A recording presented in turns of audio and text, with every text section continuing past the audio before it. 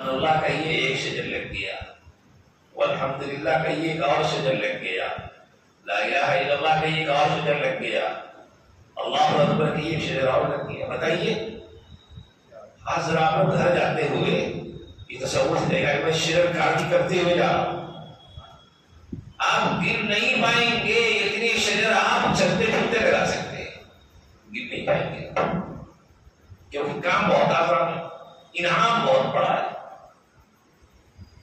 کام بہت آسان ہے۔ سبحان اللہ والحمدللہ ولا الہ الا اللہ واللہ اکبر، اور کسی کے دماغ میں بس ایک خیال ہو کہ یار مجھے اپنے باغ و جنت میں شجر کاری کرنی ہے، اپنے باغوں میں کچھ درخت لگانے ہیں، اور اللہ ضائع تو نہیں کریں گے بھائی، ان اللہ لا یضیع اجر المحسنین، اللہ نہیں کرنے والے کے اجر کو ضائع نہیں کرتے ہیں۔ آپ جو درخت لگائیں گے اللہ اس کی حفاظت کریں گے، بس آپ کو تصور ہونا چاہیے کہ آج مجھے یہ کام کرنا ہے، تو کام کتنا آسان ہے، لیکن وہی ہے کہ ہمیں توفیق نہیں رہتی، خیال نہیں رہتا، توجہ نہیں رہتی۔ اگر توجہ ہو تو ہم چلتے پھرتے اتنا ہزاروں لاکھوں شجرکاری کر سکتے ہیں۔ سبحان اللہ والحمدللہ ولا الہ الا اللہ واللہ اکبر، سبحان اللہ والحمدللہ ولا الہ الا اللہ واللہ اکبر، کھڑی پڑھو سبحان اللہ والحمدللہ ولا الہ الا اللہ واللہ اکبر۔ تصور رہے کیا حضرت ابراہیم نے کہا تھا کہ اس کے کہنے سے وہاں شجرکاری ہوگی، اب اس تصور کے ساتھ ہم کہتے جائیے، کہنے میں بھی مزہ آئے گا، کہنے میں بھی مزہ آئے گا کہ ہمیں ایک چیز ہم یہ کام کر رہے ہیں، اور یہ وعدہ یہ کوئی معمولی وعدہ نہیں ہے۔ حضرت ابراہیم علیہ السلام نے یہ خبر دی، اور اس خبر کی اطلاع الصادق المصدوق صلی اللہ علیہ وسلم نے دی ہے، تو اب اس پر فضیلت پر نظر رکھتے ہوئے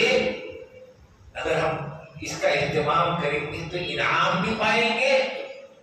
اور ہمیں اس کام کو کرنے کی توفیق بھی ملتی رہے گی۔ غرضے کی ذکر وہ عظیم نعمت ہے کہ مختصر محنت کے ذریعے ہم اللہ کے بڑے سے بڑے انعامات کے مستحق ہو سکتے ہیں، بشرطے کہ ہم چلتے پھرتے اس کا اہتمام کرنے والے بن جائیں۔ دیکھیے کتنا بڑا انعام ملا۔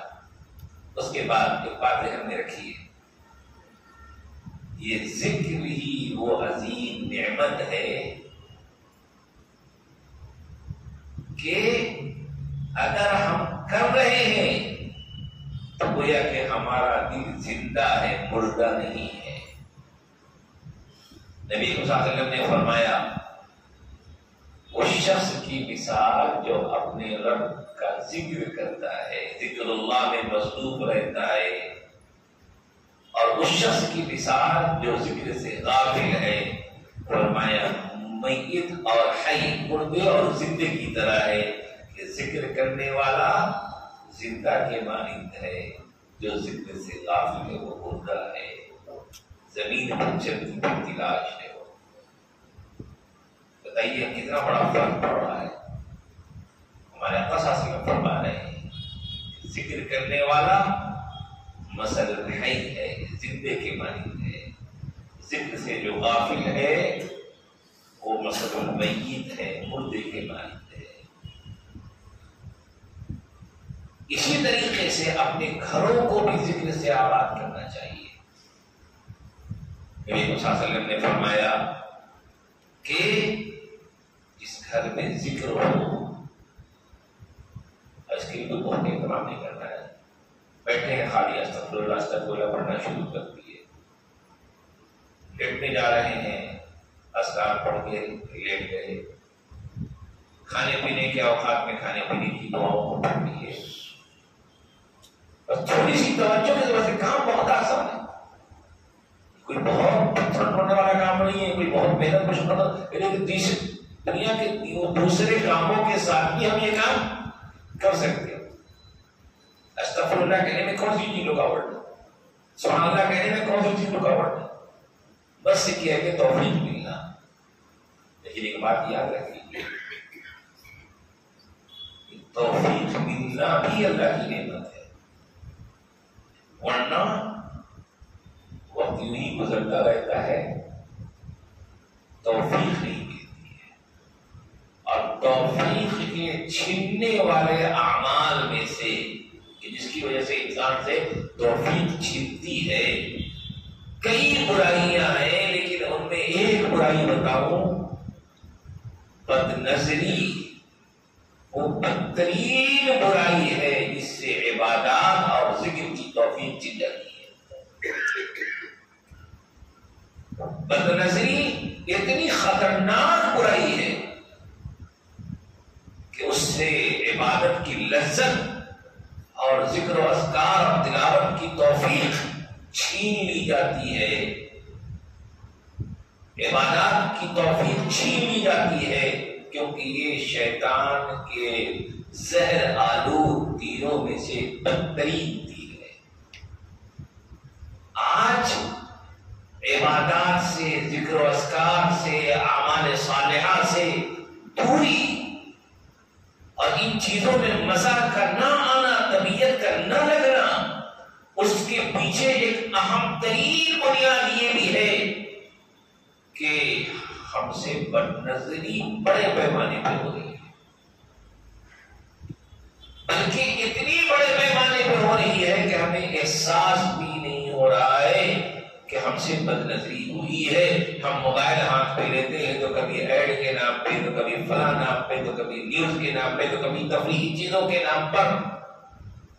ہماری نظر ان چیزوں پہ پڑتی ہے جن چیزوں پہ پڑنا نظر کا جائز نہیں ہے، وہ چیزیں ہماری نظر کے سامنے آ جاتی ہیں، جیسے کہ مثال کے طور پر بے پردہ عورتوں کی تصویریں، بے پردہ عورتوں کی ویڈیوز وغیرہ وغیرہ، اس طرح کی جو بھی چیزیں ہیں آپ خود سوچ لیجیے، غور کر لیجیے کہ بے قصد یا بلا قصد صبح و شام ایسی ہماری نظروں کے سامنے بے شمار چیزیں آتی ہیں جن سے ہم بدنظری کے گناہ میں قصداً یا بغیر کسی قصد کے بہرحال کہیں نہ کہیں ہم اس گناہ سے گزرتے ہیں۔ اور فرمایا کہ بد نظری، نگاہ کا غلط استعمال، یہ ذکر و اذکار کی توفیق سے، عبادت کی توفیق سے، تلاوت کی توفیق سے، تہجد کی توفیق سے، تسبیحات کی توفیق سے محروم کرنے والی بڑی خطرناک چیز ہے۔ آج ہم اس سے بچ نہیں پا رہے۔ اگر یہ توفیق چاہیے تو ممکنہ حد تک اپنی ذات سے اس کا آغاز کرنا پڑے گا کہ ہم اپنی نظر کی حفاظت کریں گے، اور اس کے لیے جو بھی تدبیر کرنی ہے ہمیں کرنی ہے، کیونکہ نظر کی حفاظت نہیں کریں گے تو کہیں نہ کہیں اس کا نقصان ہمیں جھیلنا پڑے گا۔ تو بہرحال ذکر میں اپنے آپ کو مصروف رکھنا یہ اللہ کی طرف سے خاص انعام ہے کہ انسان، جیسا کہ میں نے چند مثالوں کے ذریعے بتایا، کہ معمولی ہلکی محنت کے ذریعے زیادہ سے زیادہ ثواب کا مستحق ہوتا ہے۔ اسی لیے رسول اللہ صلی اللہ علیہ وسلم نے فرمایا کہ دیکھو، ایک صحابی آئے عبداللہ ابن عمر رضی اللہ تعالیٰ، انہوں نے کہا یا رسول اللہ، بہت سارے احکام ہیں، بہت سارے مسائل ہیں، بہت ساری چیزیں مجھ سے نہیں بھی ہو پاتی ہیں، کچھ چیزیں مجھے ایسی بتائیے کہ جس سے میں مضبوطی کے ساتھ جڑا، بہت اہتمام کے ساتھ اسے اختیار کر لوں، بس وصیت کی۔ لیکن صلی اللہ علیہ وسلم نے فرمایا لا یزال لسانک رطبا بذکر اللہ، بس اس کا اہتمام کر لو کہ تمہاری زبان میں ہمیشہ ذکر ہو، اپنی زبان کو ذکر سے آباد رکھنے، ذکر سے تر رکھنے کا اہتمام کر لو۔ ہمیں بھی نصیحت ہے، لا الہ الا اللہ افضل الذکر ہے، استغفر اللہ یہ وہ ذکر ہے کہ استغفار کی برکت سورہ نوح میں پڑھ لیجیے کہ استغفار کی کثرت سے انسانی زندگی اور آخرت کے بے شمار مسائل حل ہونے کا وعدہ ہے۔ معاشی تنگی ہو، استغفار کی کثرت کیجیے، ذہنی مسائل ہو، الجھنیں ہو، استغفار کی کثرت کیجیے، مالی تنگی ہو، استغفار کی کثرت کیجیے، اولاد کے مسائل ہو، استغفار کی کثرت کیجیے، اخروی ترقیاں چاہیے، استغفار کی کثرت کیجیے. ایک استغفار ہی بہت سارے خیر کو اپنے اندر جمع کیے ہوئے. اس کے علاوہ دیگر اذکار جو احادیث میں بیان کیے گئے، جیسے کہ بعض کا بھی تذکرہ ہوا، ان کا اہتمام ہم کریں گے تو ہم کم وقت میں زیادہ سے زیادہ اللہ کی قربت حاصل کر سکتے ہیں. بخاری کی وہ جو آخری روایت آپ لوگ سنتے ہوں گے، نبی صلی اللہ علیہ وسلم نے فرمایا کلمتان حبیبتان للرحمن، دو کلمے ایسے ہیں جو رحمان کو بڑے محبوب ہیں، رحمان کو بڑے محبوب ہیں اور زبان پر بہت ہلکے ہیں، زبان پر بہت ہلکے ہیں، لیکن ثقیلتان فی المیزان، اللہ کے یہاں میزان میں ان کا وزن بہت زیادہ ہے. ہمیں اپنے نامہ اعمال کو وزنی تو کرنا ہے. جس کا میزان وزنی ہو گیا اس کے والے میں آئے ہو مزہ کیا، اپنے میزان کو وزنی بنانا ہے. تو فرمانے کے دو کلمے ہیں، زبان پر ہلکے ہیں، کہنا بہت آسان ہے، لیکن ان کا مقام یہ ہے کہ رحمان کو بہت محبوب ہے، اور محبوب ہے تو وزنی بھی ہے. اللہ کے یہاں میزان میں ان کا وزن بہت زیادہ ہے. فرمایا سبحان اللہ و بحمدہ سبحان اللہ العظیم. نہیں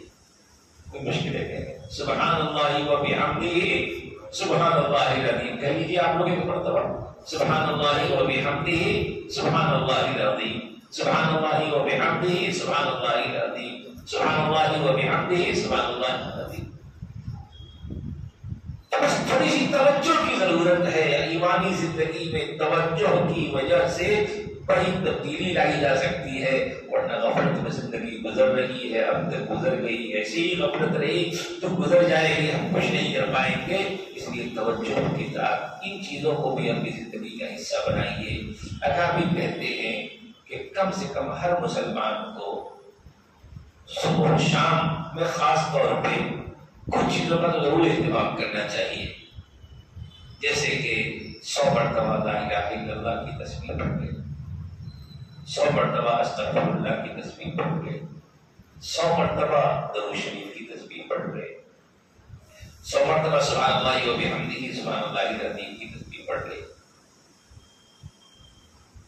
یا بعض اکابر کہتے ہیں 100 مرتبہ کی بجائے 33 مرتبہ پڑھ لے سبحان، 33 مرتبہ لا الہ الا اللہ پڑھ لے، 33 مرتبہ استغفر اللہ پڑھ لے، 33 مرتبہ درود شریف پڑھ لے، 100 مرتبہ سبحان اللہ و بحمدہ سبحان اللہ العظیم پڑھ لے.